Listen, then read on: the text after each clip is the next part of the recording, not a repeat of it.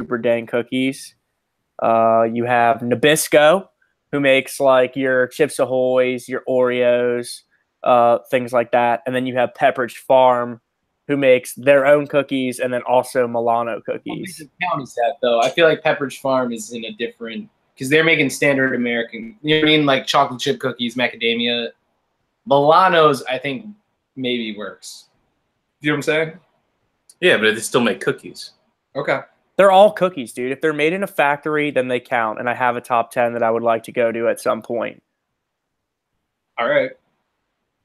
I mean, there's no time like the present.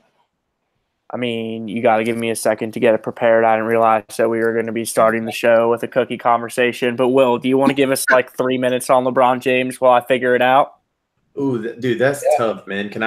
We're going to limit the LeBron conversation right now to 3 minutes with everything that was jam-packed. I'll start with 1 point on the whole situation, and then we can get into the deeper actual LeBron talk later. If you're Paul George right now, you feel like the biggest idiot in the world. You sign. He said it was a friend. You announce it not 13 hours before LeBron James decides he's going to go to LA. And if you go there, you know you're going to draw more people with him. And you know they have the position and the money for you. And you've said you want to be there.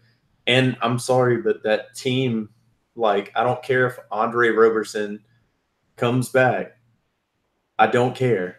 They're not going to end up being like a contender with LeBron in LA. And he announces that at a party when he's drinking, goes into it the next day, does it, and then LeBron's like, oh yeah, I'm going to LA. Biggest idiot in the world, Paul George. It doesn't make sense to me that he did that, not only because he signs back with Russell Westbrook, but when LeBron James says that he's going to put it out before the 4th, that he'll tell everyone before the 4th that he knows where he's going to go, and he decides to not wait. I feel like everyone was waiting for that move, right? Where's LeBron going, and then make your own move after that. For some reason, he decided to do that before LeBron, and I just don't. And he said it was a friendship move to keep his friendship with Russell Westbrook, which is just a stupid business move. You're trying to win a championship. Yeah, like I just don't understand. It's so dumb. He's an idiot. Alec, how do you feel about it? I mean, on my end, I think it's a really shrewd move by the OKC front office. Have that gigantic party. If you see Nas was at the party, he was at a party with the entire OKC front office. Russell Westbrook hosted the party before he has the opportunity to meet with the Lakers teams. You kind of force his hand right there. Alec, are you really arguing right now that a party in Oklahoma City somehow convinced Paul George to not go to Los Angeles? Because if that's what you're about to argue right now, then I'm going to roast you. I'll sum up Andrew's point in one tweet. Imagine the culmination of your NBA career and your big contract being announced in Oklahoma at a party with Nas. I think that some of these guys make moves, especially now, and I think LeBron is. We'll get further into that, but I think the LeBron is a picture of this.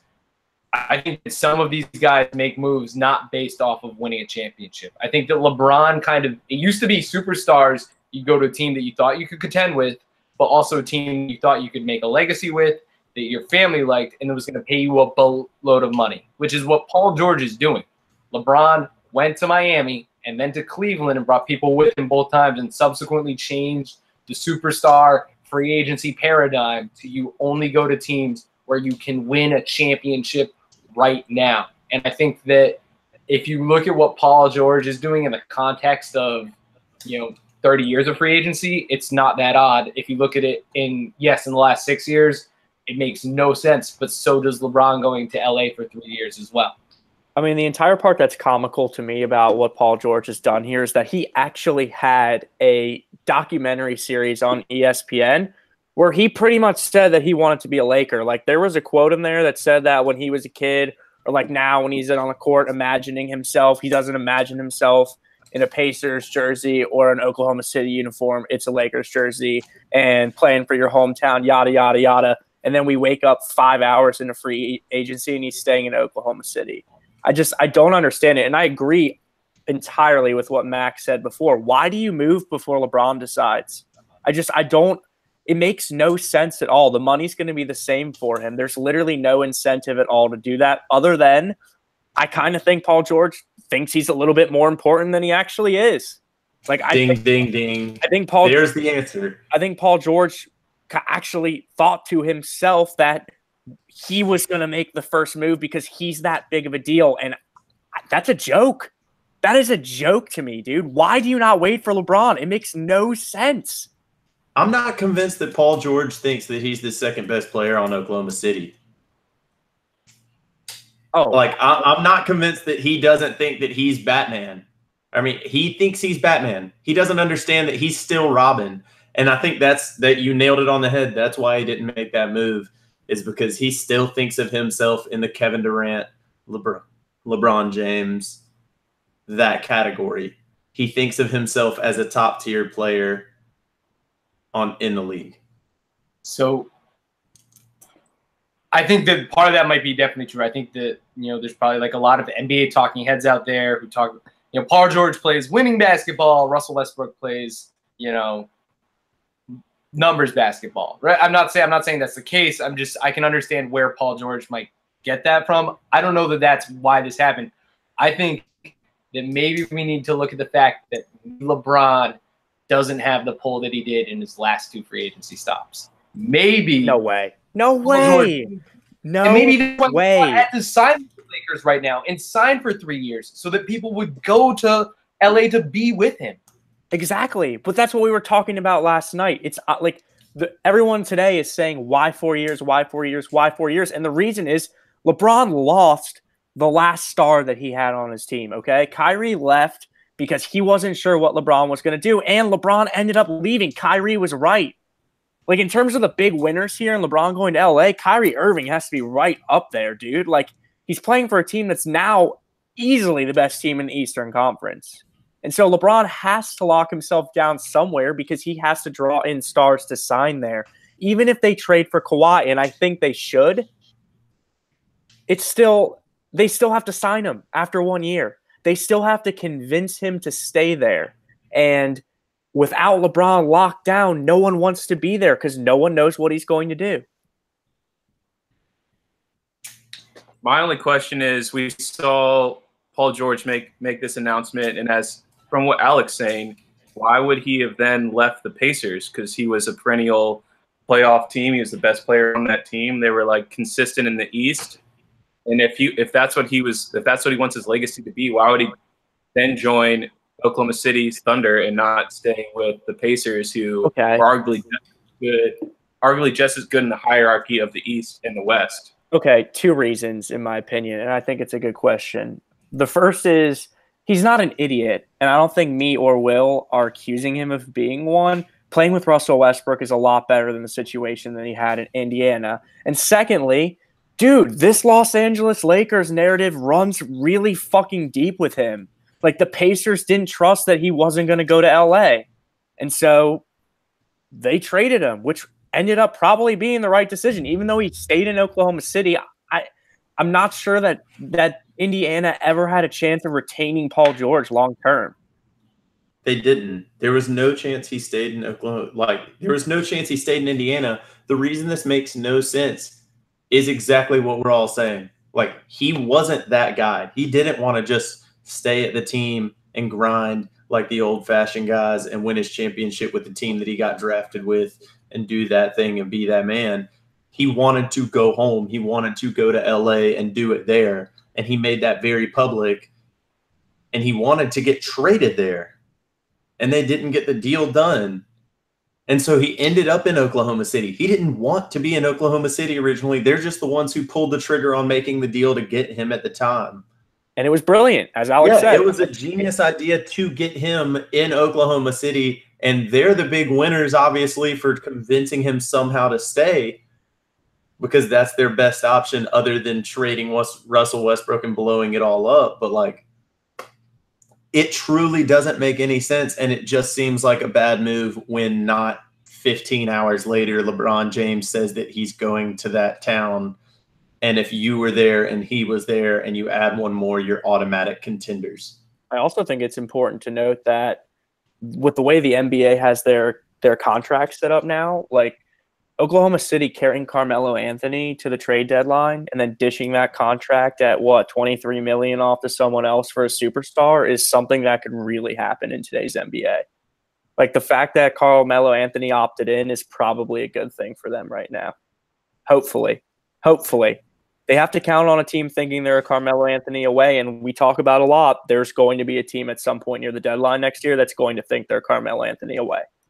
Maybe Los Angeles. Oh, you beat me to it.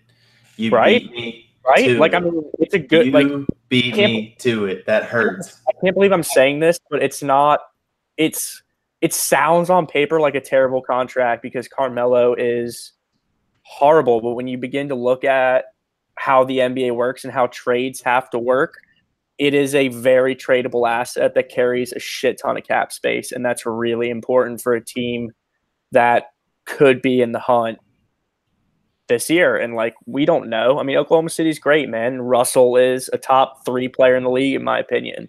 So, you know, He's a top 3 player in the league, in your opinion?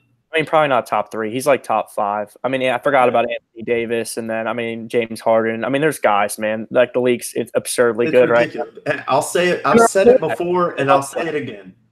There's a lot of good basketball players out there. It upsets people. It's a hot take, but you know what? There's some good ones out there. I don't think it's a hot take at all, dude.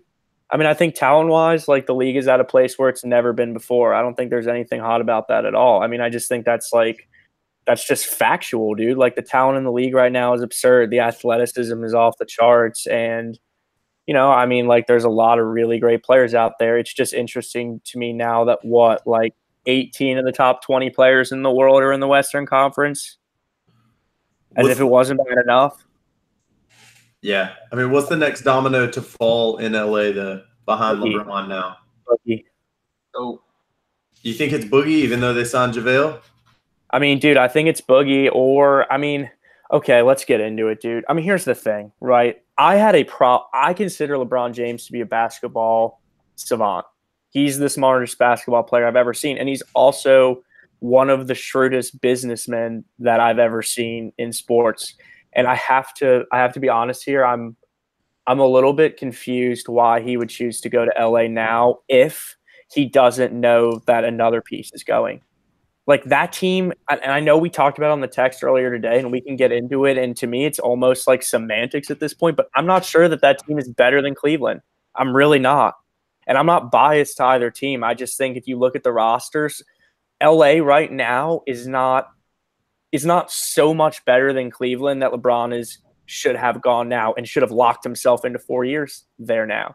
Now, the 4 years makes sense because he has to draw stars there. But if he doesn't know that Kawhi is going there by trade or Boogie or something, it's a lateral move. It's a lateral move to me. Basketball-wise, it is a lateral move. So I agree with Andrew on one side of things. I think you're right. I think that the Cavs' current construction is probably, at the very least, playoff tested better than the Lakers. All right, Kevin Love is the second best player on either team. And I think up until Brandon Ingram. No, Kevin Love. Okay. Brandon Ingram has never had a 2010 season. Kevin Love has had 4 of them, right? It's apples and oranges. Brandon Ingram has a ton of potential, but Kevin Love is the better player currently. And, I mean, I would even go as far as to say that until we found out that Rodney Hood couldn't play in the playoffs, career-wise, Rodney Hood looked like he might be a better player than any player that's on LeBron's current Lakers. That's ridiculous. But I think it's all framed under the idea that you think that LeBron is going to LA to win championships. And that's what I think the most important thing basketball-wise and NBA-wise that's happening here is that LeBron, I don't think, is moving to the Lakers to win championships. And I think if he were moving to the Lakers to win championships, then they'd be making different moves, right? JaVale McGee, Rajon Rondo, Lance Stevenson, those aren't LeBron-type teammates. I mean, I get what you're saying. I really do. And to maybe play for a championship or two down the road. But definitely not next year unless you're moving for the reason you brought in Rondo. I mean, Okay, so yes, like on paper, of course, Los Angeles is a prudent business move for him, but dude, he definitely still wants to win. Like I don't really agree with that, I don't think. Like he reached out to Kevin Durant, man. Like if Stephen A's report is true, and let's be honest, Stephen A, while you can say a lot of shit about him, and I love to talk shit about Stephen A. Smith, like he's really good on the NBA and his reporting is really solid. And he said that before free agency opened, LeBron James reached out to Kevin Durant about joining him in Los Angeles. And if that is true, and I believe it is, then that indicates to me someone who is literally willing to put aside his entire basketball ego to like better his situation and chances at winning. So, Yeah. I mean, I think that there's something to be said for that, is that it's not about trying to win it. So it used to be that you would go to a place where you thought you could be a winner and a contender and you could last for a long time, right? And you could leave a legacy. Clyde Drexler with the Blazers, right? Charles Barkley's different stops. Karl Malone with the Jazz. Reggie Miller with the Pacers, right? Like these are guys who just, you stay with the team. Even if that team, like maybe you go to a championship or two during an 18-year career, but you're still going to go down when you go down as one of the greats. And that is how it was done almost the entirety of, free agency as we have known it until LeBron. And then LeBron specifically went championship hunting, recruited people to go championship hunting with him. And all I'm saying is that I think that, first of all, LeBron's on the team. They're going to win games. They might win 60 games, but maybe he's not do or die. We need to win a championship now. And maybe that's where the NBA is going. And maybe that's why Paul George has decided, maybe I'm just going to stay in OKC, a place where I like the people, I like the coaches, I like my teammates. They're going to give me a ton of money. I can be great here. But, I think that might be the place where we are with the NBA.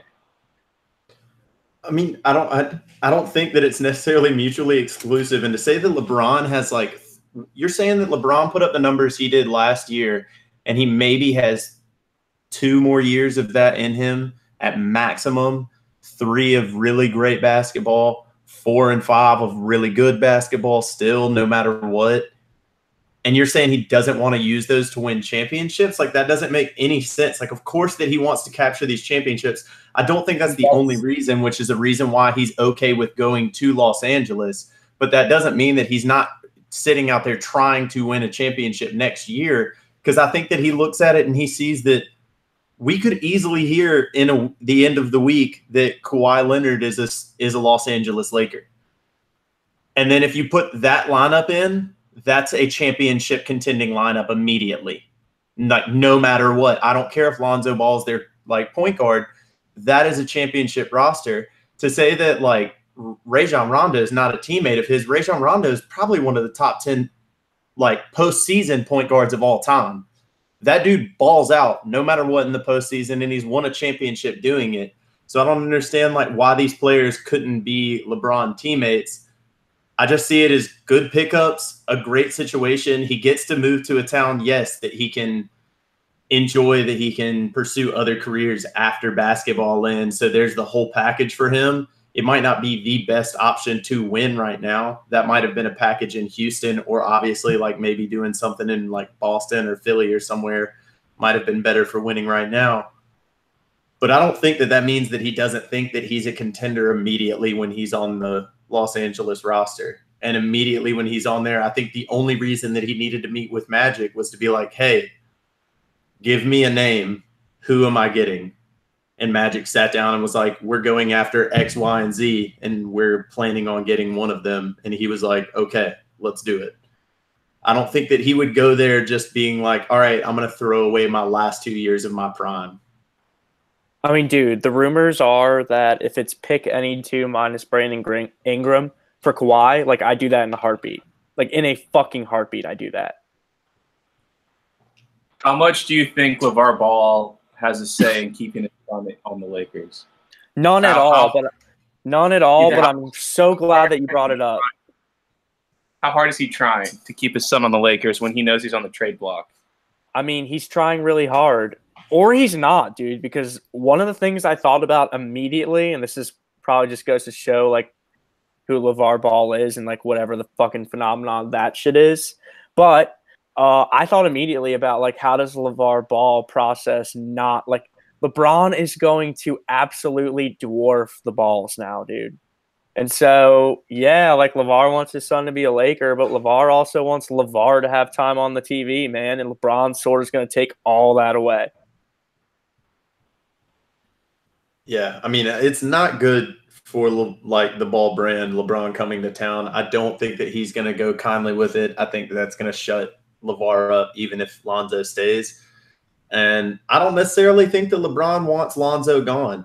Like, it seems like he likes him. It seems like he likes his skill set. It seems like a skill set that LeBron would like to work with. Obviously, he's got to fix the ugliest shot in the NBA. But, I mean, Fultz. Hey, Bolt's had a triple-double as well, so come on. That's how we rank people now. But, no, I mean, I think that he definitely wants to win now. I think he sees a team that he can win now with. And Lonzo could be on that team. So I don't think he necessarily is against the Ball brand, but he's definitely going to quiet LeVar. But how do you feel about Lonzo not starting? Right? That's been put out there that they haven't told Rajon Rondo that he will start, but they've told him that he will get a shot at starting. And because of their shooting strokes, you know that Rajon Rondo and Lonzo Ball are not starting on the same court. You probably can't even play them together. So how you can't play them together ever? Yeah, I agree with exactly. LeVar feels about the fact that his son, if his son does stay with the Lakers, and let's be honest, I think LeBron, like we've talked about, because Rajon Rondo is a proven commodity in the playoffs, which is probably his only real significant value to LeBron outside of his defense, because he's not a shooter. I don't think that LeBron is going to want Lonzo to start over Rajon Rondo. And if LeBron doesn't want it, is it going to happen? I mean, I don't know, man. I'm not sure that he's going to have the same dynamic there that he had in Cleveland, where everything was entirely left up to him. And I don't know what he negotiated with Magic. It'll be interesting to sort of see how that power dynamic works, because they were both so great, and they are very similar. Great businessmen, great basketball players, very, very intelligent. And so it'll be interesting and very cool to watch them work together. Dude, like I said before, if it's any two minus Brandon Ingram for Kawhi Leonard, like, why did they not do that yesterday? I don't understand what they're waiting on if that's true. And I don't know if that's true. But if San Antonio is willing to do that deal, like, you do that deal in a heartbeat. We say all the time on here, proven superstars are worth so much more than the hope of a player that might develop into something. Like, Kawhi Leonard is way more valuable to LeBron right now than Lonzo Ball will ever be. That's one of the things I saw today was that the Spurs were not happy with what the Lakers were offering, and that there have been multiple talks with what they would give up for Kawhi. And it didn't say exactly what it was, but it said everything that they put on the table has been unacceptable and not even close to Kawhi's worth. So obviously they haven't yet done the pick any two you want type deal. They've been trying to shop it a little bit when they should just be whatever you want. Yes, I saw that report also, but you also have to consider that, dude, the league knows that Kawhi wants to be in Los Angeles. And so there's no incentive for anyone else to trade for him, because he's probably going to leave after this year. Like, I also saw rumors that Pat Riley could easily put together a deal that would be better than what Los Angeles is offering, but there's no point in trading for him. Everyone knows he wants to be a Laker. Everyone knew Paul George wanted to be a Laker. Like, okay. I see your point, but like, if Boston puts together a package to get Kawhi, why wouldn't he stay? Like, if they're competing in the finals every year and easily the best team in the East, if Philly did the same thing and they only had to worry about Boston and it was that big three versus them, I think that's a scary three. I think there are other teams that have an option that are willing to go after him, that are willing to put a lot of pieces together, namely those two and the Heat. I think the Heat's a little less like appealing. I think LA just became so appealing because he sees how good the free agency market is this year, how the options could fall and he could play with LeBron. And if he says he wants to go to LA, that obviously pushes him towards LA this next season. But I mean, I don't think that it's a guarantee like, oh, he said he wants to be in LA, he's going to LA, because literally we just saw a dude sign to live in Oklahoma City instead of going to LA not a year after he said he wanted to be in LA. Fine, Will, but you cannot deny that it is not it's not the smartest business move in the world. There is absolutely risk involved. There's risk involved, period. The only reason Kawhi Leonard is available is because no one knows if he's fucking healthy or not. Like, that's the other thing that's made me really angry about this is people are saying, like, oh, why aren't people trading a lot for Kawhi Leonard and all this? And it's like, dude, there's a lot of unknown right now with Kawhi. And I just said, and I still believe that you trade for that dude in a heartbeat, especially if all it is not a lot. Like, let's be honest. Even if you include Brandon Ingram in the package, it's still it's a superstar. Like, and short of the player you trading away being a Hall of Famer, you're going to win that trade. The guy's a Finals MVP. Look at all the trades across the NBA over the last 20 years. Every single one where a superstar was sent away, except for the Carmelo Anthony Nuggets trade, was won by the team that got the superstar. Every single one. I think on the same level, though, Andrew, you have to look at for the Spurs, there's definitely value in waiting as well. If you think, we talked earlier about a Carmelo Anthony trade for the Thunder somewhere down the line, because there is a team that's going to be willing to give you something valuable for Carmelo Anthony at some point, right? Because of the power vacuum that's been created in the East, you could see a team like, I don't know, maybe even the Wizards, right? Be the third team or the second team in the East halfway through the season and have a shot to give you something real and something legitimate for a player like Kawhi. And if you're the Spurs, you hold off for that. Because maybe you're getting Otto Porter Jr. instead of Brandon Ingram, right? And you've got these things that look better. Is that better? I think so. He's a legitimate. You just said that like that's a known thing around the league that Otto Porter is a better prospect than like Brandon Ingram, who was a number 2 pick in the draft, who's gotten better every year that he's been in the draft. Like, I don't understand why, one, Andrew, you were keeping Brandon Ingram's name off the trading block, and two, why we're like now sliding Brandon Ingram's name. Like, I'm not. What? Like I'm not. No, I'm not. I was saying, like, by Alex's point there, like, he's a phenomenal player. I think that he should be on the trading block. And I think that if you pair him and Kuzma together, you clear out 2 forward spots, you bring in Kawhi and LeBron's there, and you have forward capability for them. And, yeah, you move Lonzo if you need to move Lonzo, and I get it. But I think that's the least valuable of the 3, unless you're going to, like, try to throw in a Patty Mills in the deal and swap Lonzo and just send all 3 of them over there. I mean, I agree with what both of you are saying. And Alec, like, on your point, I mean, I think, like, I'm sorry, I got a little lost there. We're going to have to cut a little. Alec, what were you saying, man? My apologies. My bad. I took us off. I think that maybe get a team that feels like they're in the race and then is willing to throw, not a potential rising star, but a guy who's considered a third star, somebody that Greg Popovich thinks he can, really work with. Because got you. I mean, Alec,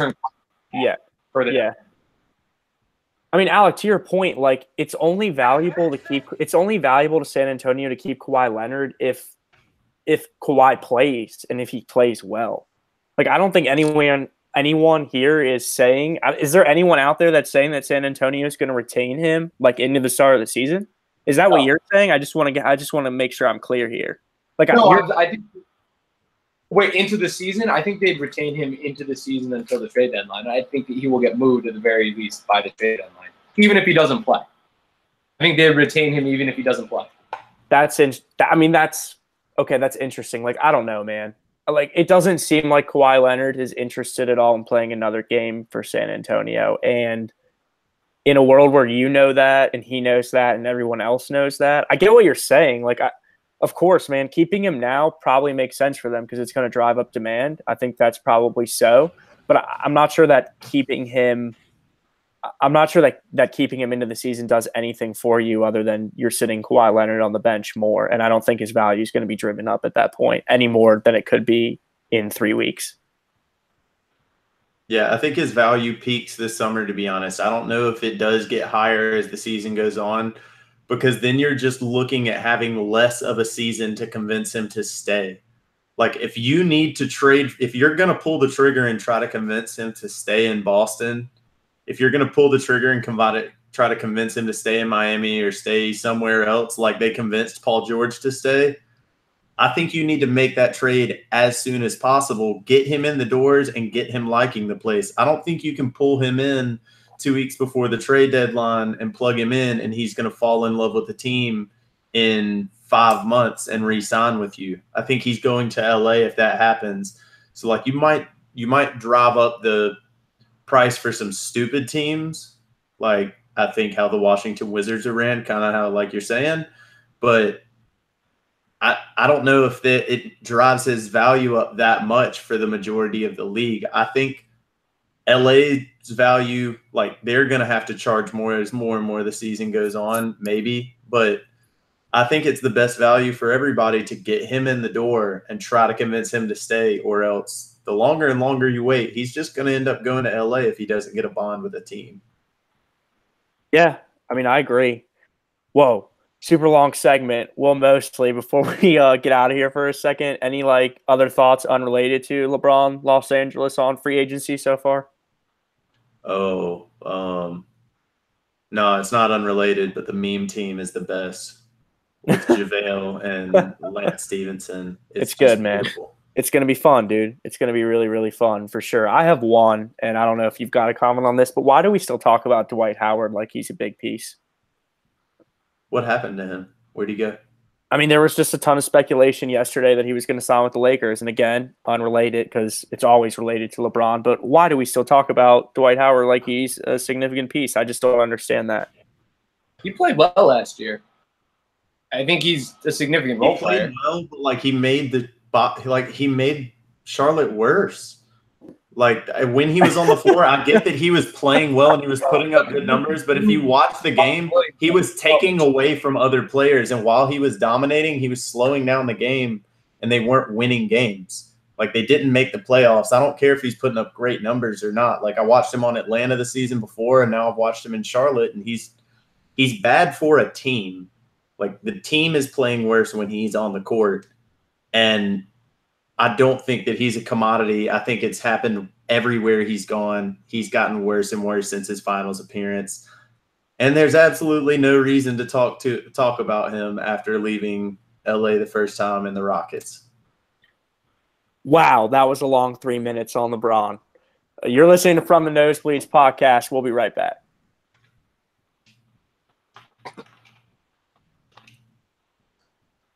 Jesus, that was a long segment. That and what do we have? World Cup? Yeah, and I got this list ready to go if you want to go to it, but we really don't have to. I think it's pretty solid. You've got the list now. So. We just had that crazy long sports segment, so I wouldn't mind a little cookie update. Yeah. Hold on. I'm going through. See, because this is my problem. When I thought top 10 cookies of all time, I thought like chocolate chip. Peanut butter, snickerdoodles, shortbread. You know what I'm saying? So we'll go store-bought cookies. Like it's I couldn't do a top 10. I could do a top 5. If you have a top 10, do your top 10. But I could do a top 5. Well, I mean, I've got a top 25 sitting in front of me right now, but for time purposes, I closed in on 10. And there's a lot of 25. There's a lot of cookies right now that are being. There are a lot of cookies right now that are being left out. For example, like on the cutting room floor, 11 Teddy Grahams. Okay. Are those? I don't know if I think of. We're talking about. We're gonna pause. We're gonna pause. I'm still compiling for a second. I don't want to get into this too hot before I have stuff in my mind. I'm sorry. I have a top 25. I just thought that would be obnoxious as hell, and I think it's obnoxious as hell. But I just want to let you know that there are a lot of really good cookies that were left out. I don't think you There are so many good store-bought cookies, dude. Like so many really, really good ones. Like I left fudge stripes out. That is a fucking OG cookie, dude. Keebler fudge stripes. That is Circly ones, right? Yeah. Is that what those? What cookies are you? Circle? No, No, they don't. yeah, he's just being a dick. Hold on, give me a sec. I'm finishing up this list now. Just getting shit in order here. Chips Ahoy. I don't even know. Chips Ahoy, Nutter Butters, Oreos, Samoas, Tagalongs. Thin Mints are those things. Oh, get out of here, you ad. That's terrible. I threw Thin Mints in because Where are you on white Oreos? Terrible. Yeah, terrible, man. I'm really not a fan. I mean, I think it's a good question for a cookie aficionado like myself, but like it's too much of the same thing to me. It's way too much of the same thing. I don't I like the Oreo cookie. Like I know a lot of people are just like, I eat Oreo cookies for the filling, and I get that. I really do. But I actually like the original Oreo cookie. I think it's pretty solid. Like I'm talking like just the cookie part of it. I enjoy. I understand that. What's your favorite? I don't like the cream. You don't like the plain Oreo? No, I don't like the cream. I don't like the white stuff. On the same part, I like the cookie part. I don't love the cream. It's too sweet for me. Oh, you're excited, guy. Mac, put it up on the poll. Which part of the Oreo is better, the filling or the cookie? I mean, I think we're going to get crushed here, Alec, but I actually agree with you. I think the cookie's pretty solid. What's your favorite store-bought cookie? Nutter Butters. I'm a peanut butter man. Nutter Butters. 100%. I think Nutter Butters are delicious as well. I think they are pretty close to perfection. Phenomenal cookie. Phenomenal cookie. It does crack my top 5 as well, so that's awesome. So you have a top 5, Will? Do we all have top 5s here? Yes. I have a top 5. Okay, so before we get into this, welcome back from the Nosebleeds podcast. My name is Andrew Levin, here with my good friends, Will Mosley, the mustache man, the picture over the right shoulder man. How's it going? Doing well, man. Just appreciating the human body over here. I think this is a first in the history of the podcast also. 2 people coming to us from the same place. Alec Uwecki joining Mac Young in Columbus, correct? Or no? We're in Boston. That's what I thought. Cambridge. Okay. Cambridge. Okay, actually. In Cambridge. Awesome. So Mac and Alec coming to us from Boston tonight in the same room. It's a little different. It looks packed as hell in there, but probably pretty cozy also. You guys must be getting to know each other pretty well. It's pretty tight for sure. So yeah, anyway, we got to talking, I guess, last night or at some point about store-bought cookies. And I know Will Mosley's got some thoughts in terms of what qualifies as a cookie, not a cookie, in terms of qualifying for these lists, I guess I should say. And so I don't know the cleanest way to do this at all. Like most things on the podcast, we're going to sort of go along and figure it out as we go. But Will Mosley, you have a top 5 cookies, correct? Ooh, yeah, and he actually just made it hard with the Nutter Butters. I might actually have to push them out of my top 5. They're going to be on the outside looking in. They're a great cookie. I won't say anything bad about them, but there's a lot of good cookies out there. So I'm going to have that out of here. But we'll start with I'll just start with my number 1 and go down. The classic, the best cookie. Everyone loves it. You can dunk it in milk. You can take it apart. Oreo is the best cookie of all time. Really? You think? Okay. You can take it apart. You can eat the cream. You can make it in. You can put it in a milkshake, and it's like a cookies and cream milkshake. It's the best. It's so versatile. It's awesome. Refute. Are you a double stuff man or a regular man? Double stuff. Sometimes. It depends. Am I just eating it as a cookie? Because then I need a double stuff because it's a little too dry. If you eat the regular ones, if I'm dipping it in milk, just get the regular ones because you want more cookie. It's just interesting that the Reese's purist who loves to talk about proportions is now saying that he likes the double stuff more than the original. I think it's way too much cream. It's way too much cream in the double stuff, dude. It's like you bite into it and then it fucking just like I don't have the double stuffed on my top 5. I have the original Oreo as your number on one my cookie. number one cookie for the versatility, the quality, and how everyone has it in there. Okay, let me throw my number one at you now because I think this is probably a better way to discuss this topic than anything else.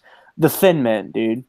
The Thin Mint it's perfect, okay? It's simple. It's versatile, like you said. It's impossible to just eat one, and I think that has to be something that's factored in. Like, I can eat just a couple Oreos, dude. If I break into some Thin Mints, that box is gone. Like, those things are not lasting longer than, like, maybe 3 sittings max. And I think that like, the addictive quality of the Thin Mint makes it the greatest cookie ever. All right. Couldn't agree. Best cookie out there. It's If phenomenal. you like mint, though, the Thin Mint is Alan. not an exclusive Like number mint. one cookie. I You will can- say this about Andrew.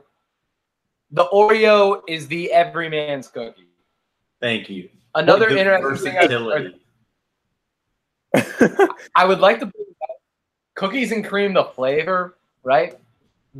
Did that come before Oreos, and Oreos are based off of something that happened where people were having cookies and cream? Or did they just make a whole flavor that they just couldn't call Oreo? That is And, a tremendous question. That is a tremendous question. That is literally, I never thought about that before, but that is a great question. And I have no idea. Do you know? Do you have any idea? Can someone find that out? Can someone get on Google and get cracking on that? I have no idea. Like, so you think Oreo created the flavor of cookies and cream in a way? Yeah, I think that people were trying to make things like Oreo, or Oreo flavored or whatever, and had to call it cookies and cream. I don't know that people were eating cookies and cream and it was like Oreo made a cookies and cream cookie. I mean, Will Mosley, can we at least If you agree? ever have something that's cookies and cream, it's got crushed up Oreos in it, right? For all of my cookie knowledge, that sounds correct. Like, right? what? It sounds like solid logic. It doesn't make sense that there would be a cookies and cream flavor before an Oreo because there's no other cookie that does what Oreo does. What?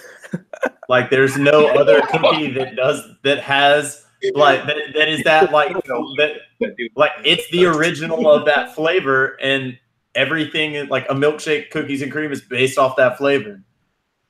Yeah, for sure. Yeah. Okay. So in terms of other cookies that I think deserve mad respect, have you had a Malamar before? No. What is that? You are losing this top 5 real fast. What do you mean I'm losing the top 5, dude? Once I explain this to you, a Malamar it's a production s'more. It's like a s'more that's made and like boxed, and they can only sell them at certain times of the year because they are like, it's a cookie with marshmallow on top of it that they coat in chocolate. Why are you laughing at me? Why is that funny? It sounds phenomenal. Just you're coming at your top 2 with that, and that's a weak top 2. How is that? I'm not saying that that's my second. I'm just saying that's in the list. That was number 5 for me. Number 4, I had Chips Ahoy. Okay, Chips Ahoy, an OG brand. I know people shit on Chips Ahoy, dude, but they're good. They're good. Okay? I tip my cap to you. I have them at 3. Okay, fine. 3, I had Samoas, and I think now here's the thing. I'm a big Girl Scout cookie fan, and there are some people out there, believe it or not, who are not. It might not even have a single Girl Scout cookie in their top 5, but I think Samoas are good enough to carry their weight, even with Thin Mints at number 2, dude. I really do. And then number 2, man, is one that you may overlook, but you just can't, and that is the Enterman's soft baked cookies. I hope you know what those are, and if you don't, Google them, because the minute you see them, you're going to be like, yeah, those are incredibly good. But they are super, super good, and I have them at number 2. But as I was saying when we went to break before, like, dude, look at these cookies that are on the outside looking in. Chewy Chips Ahoy, Golden Oreos. Then we have Keebler's Chips Deluxe. Those are super great. The Milano didn't make it. Teddy Grahams, I had at number 11, just kind of taking you through because I love cookies so much that I did a whole 25. Vanilla Wafers didn't get in. All right. Oh, and here's one. This is the last one I'll say. This is the last one I'll say, and this is one that we have got to get into. Dunkaroos, dude. Why do they not make Dunkaroos anymore? why do they not make Dunkaroos anymore? I never did. I don't like Dunkaroos. You're the type of kid who didn't have a sweet tooth. Yeah. I have a sweet tooth. Mac There's has always a sweet tooth, but not those. I don't know. My top 5 goes with my number 1 was still Oreos. You had it on the outside looking in. You mentioned it at the end. Vanilla wafer is a classic cookie. You talk about something you can open a box of. Oh and my then God! disappears. Yeah. Those are gone in a second. 3, I have really any Chips Ahoy. The classic Chips Ahoy, the chewy, doesn't really matter. You give me a Chips Ahoy, I'm going to finish it. 4, I got a bag of Famous Amos cookies. Oh, There it is. Classic, delicious, That's over. phenomenal cookies. And number 5, I'm going to ruffle some feathers here. And it's not necessarily for the quality of the cookie itself. It's for what the cookie means. And it's the Loft House cookies that everyone gets at Walmart for Christmas, for Easter, for 4th of July, for any cookout parties. And they have that fake icing on the top with a couple sprinkles, and they're just sugar cookies that are store brand.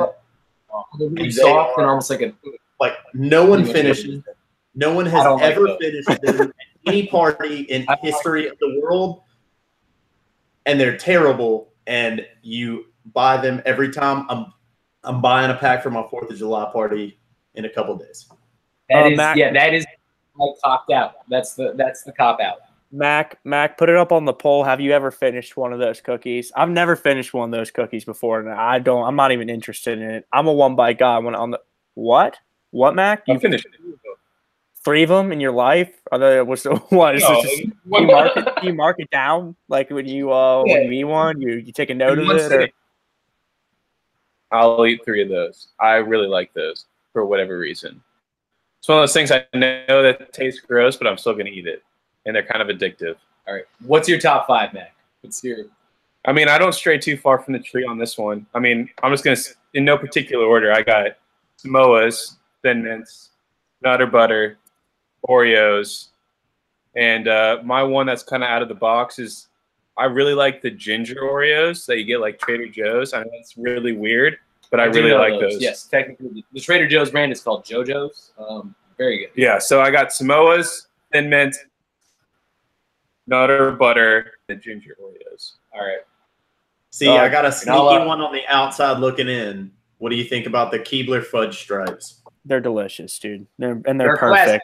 And that's the problem with this list, dude. Like a top 5 is pretty fucking impossible, dude. There's some really good cookies out there. It's an OG cookie, man. I think we can all agree on that. It's one of the original. I'm gonna throw a different.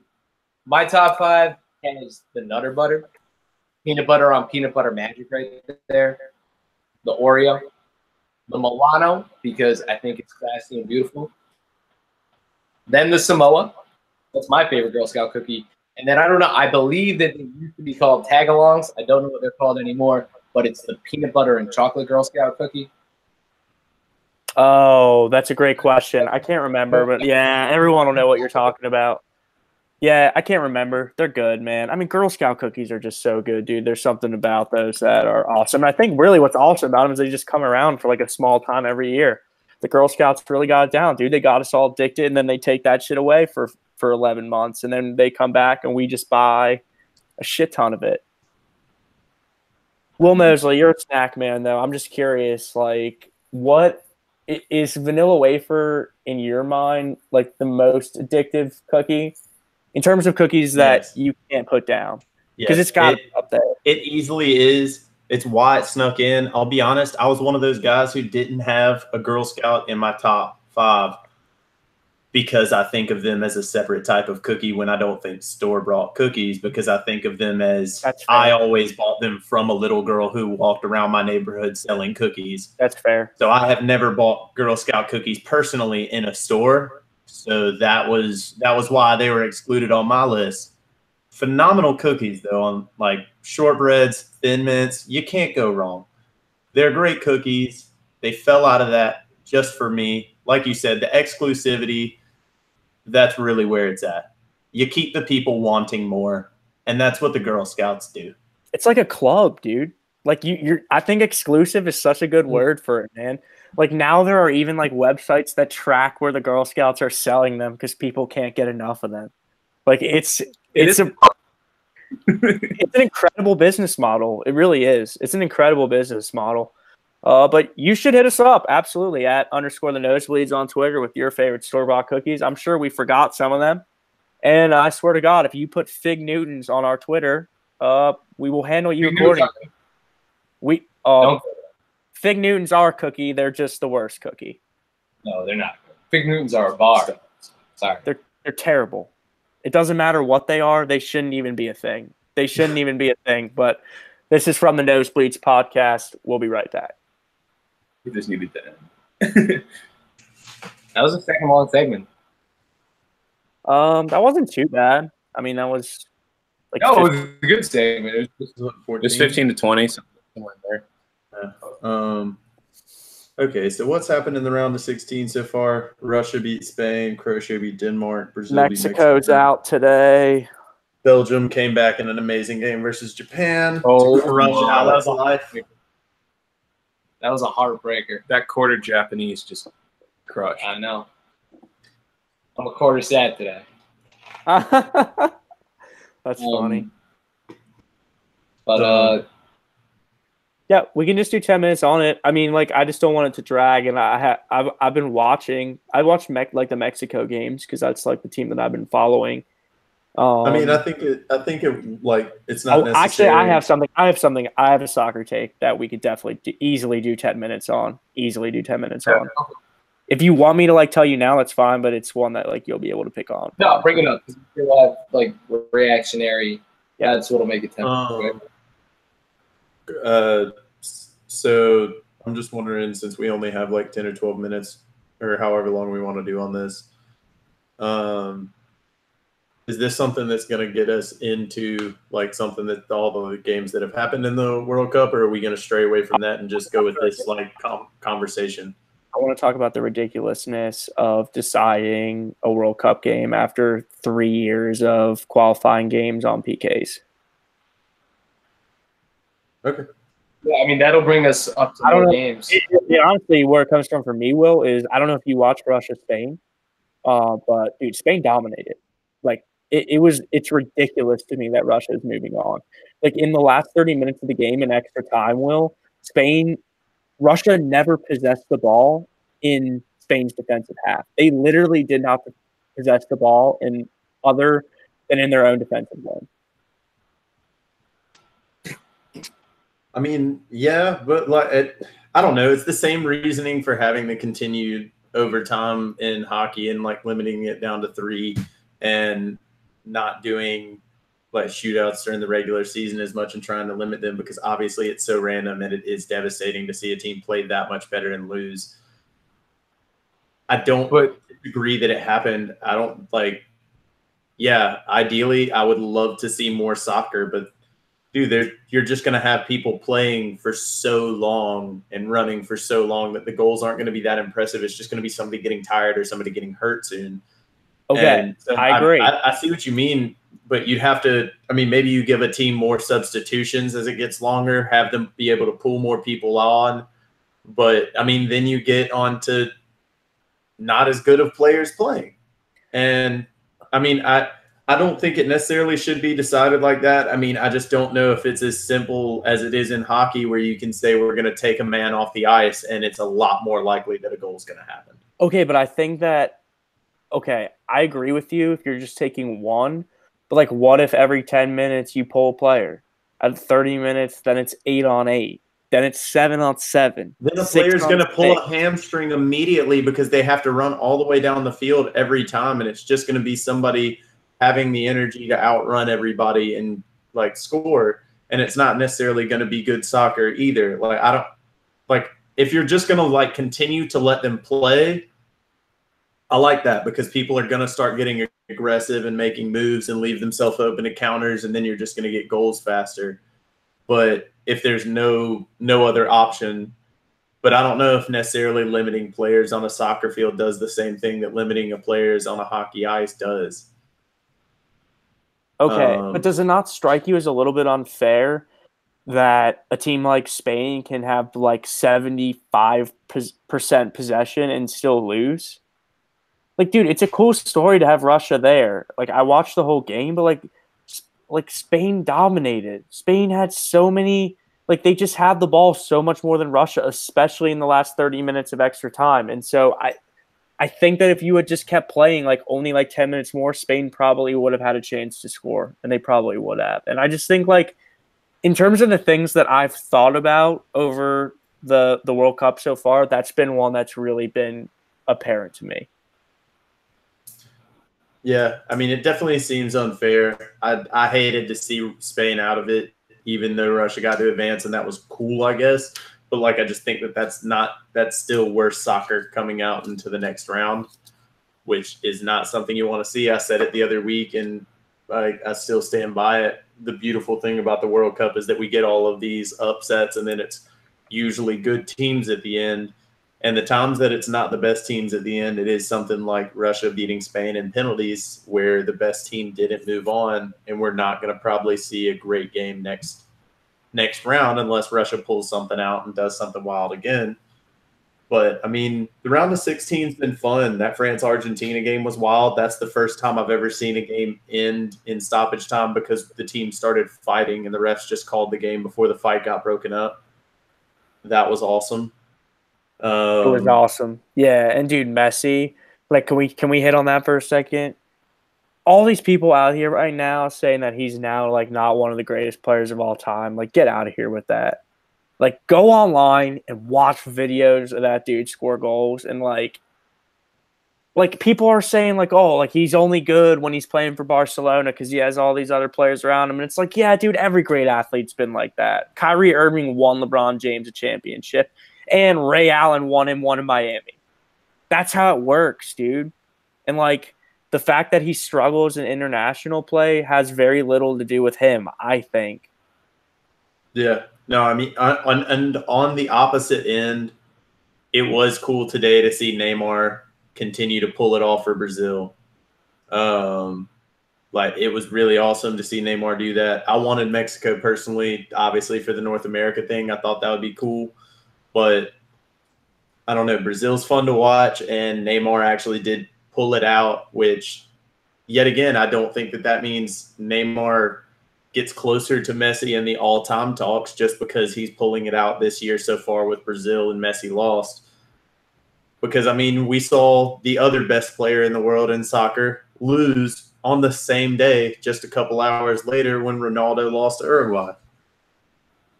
And neither of them scored. So, I mean, I'm with you. I don't think it takes anything away from either of their legacies. It was awesome to watch Ronaldo do what he did during the group stage, obviously, because he was playing phenomenal. And it sucks to not have the two best players in the world in the tournament anymore. But there's a lot of good soccer to go. And I don't know. It'll be really fun. Alec and Mac, what are your thoughts on the World Cup this past week? I mean, I think it's been awesome. A lot like you guys were pointing out earlier, the PKs, especially with the Russia-Spain game, do bother me a little bit. I think the other games that went to PKs, the Croatia game specifically, it was a lot closer. And while I have been, back in Croatia this for this extended run, if they had lost to Denmark, I wouldn't have been, wouldn't have felt like we would have been cheated out of good soccer. But I think that, a Croatia-Spain game sounds a lot more interesting than a Croatia-Russia game, where Russia's going to sit back in their half of the field for 90 minutes, hopefully hope that Croatia doesn't score and that refs continue not to award penalties against Russia, and see where we go from there. Yeah, interesting point. It's such an interesting point, man. Something's going to happen, right? Like, can we all agree that something in this quarterfinal game is going to happen where we're all going to be like, Russia, something weird just happened. And I mean, I think it's a great point, man. And it just sucks, dude. It's boring. It's really boring. And it's the reason that a lot of people don't watch the game here, because no one wants to watch for 90 minutes and not see a goal. And I don't want to watch for 90 minutes and not see a goal. And I think that, well, to that point of kind of more boring soccer, this defensive soccer. We kind of saw that a little bit today, early or later on with Japan and Belgium. While Japan was playing really well and tactical all the way through the field, just hitting the little passes, the right pass at the right time, not getting overly fancy. It wasn't that fun to watch because it was just like so many short balls just trying to play it up the field, and then they got exhausted at the end, and Belgium prevailed with just like playing the ball through to Lukaku, and that's what we want to see. We want to see those long crosses to Lukaku who heads it in, and I was happy to see.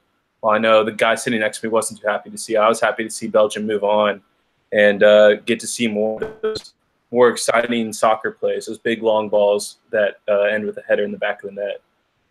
It was a good first weekend. We got some games tomorrow, but overall, so far so good, and I'm excited to see what happens moving forward. Yeah, I mean, I think that's an interesting point you brought up last about the Japanese way that they play. I said it a little like to a couple friends watching earlier rounds of the tournament. I was a big fan of watching South Korea play, and it's really fun watching those Asian countries play a different type of soccer than Europeans play and then other countries play. And the style really changes. And so it is a little sad to see that style not have a representation in the tournament really anymore, with all of the teams over there now out of it. But I mean, we got really good quarterfinals matched up already. And I don't know about y'all, but I really think we're going to be seeing England-Sweden game that could be fun as well. Who do you like to win at this point? If Belgium can get by Brazil, I think that they have it now.